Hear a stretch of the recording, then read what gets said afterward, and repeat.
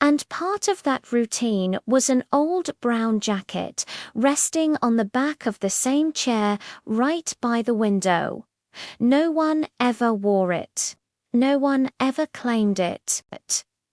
The new waitress, Sarah, noticed it on her very first week. It was just there. She was curious, naturally. So she asked the cook, a man who had been flipping pancakes in that kitchen for a decade. "Whose jacket is that?" she whispered during a lull. He just wiped his hands on his apron and shrugged. "Beats me. Been there longer than I have. Days turned into weeks and weeks into months. Customers came and went.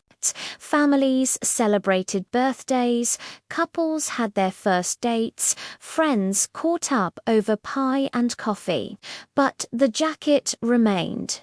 It was always folded neatly, never seemed to gather any dust, and never ever moved.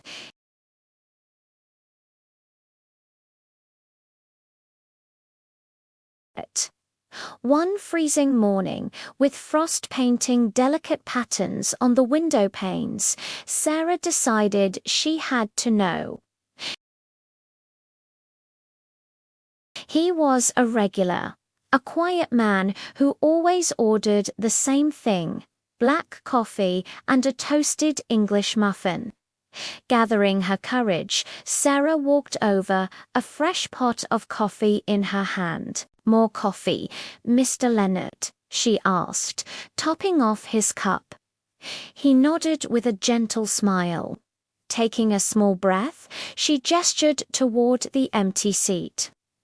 "Mr. Leonard," she began, her voice soft, "I hope you don't mind me asking, but that jacket, it's here every single morning.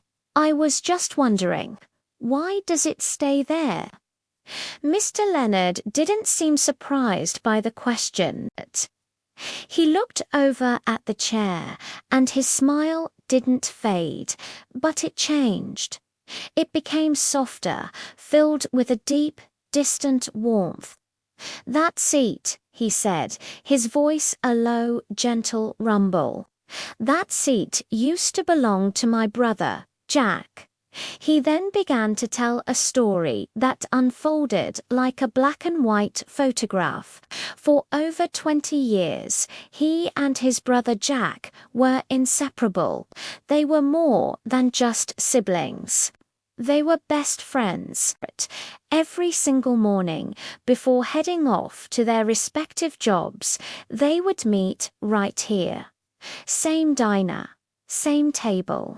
And every morning, the first thing Jack would do was take off his brown jacket and hang it right on the back of that very chair. It was their ritual, the starting pistol for their day. They'd talk about everything and nothing: the weather, the local sports team, their families, their dreams. It was their sacred time.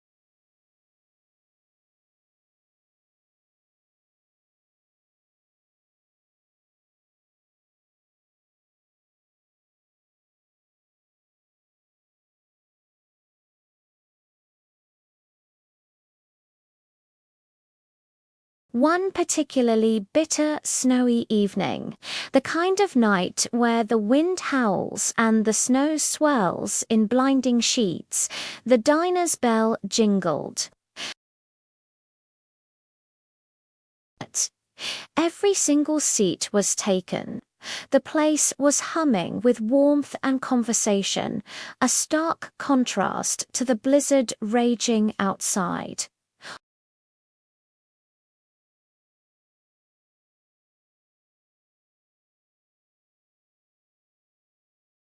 With a slow, deliberate movement, he walked over to the chair by the window.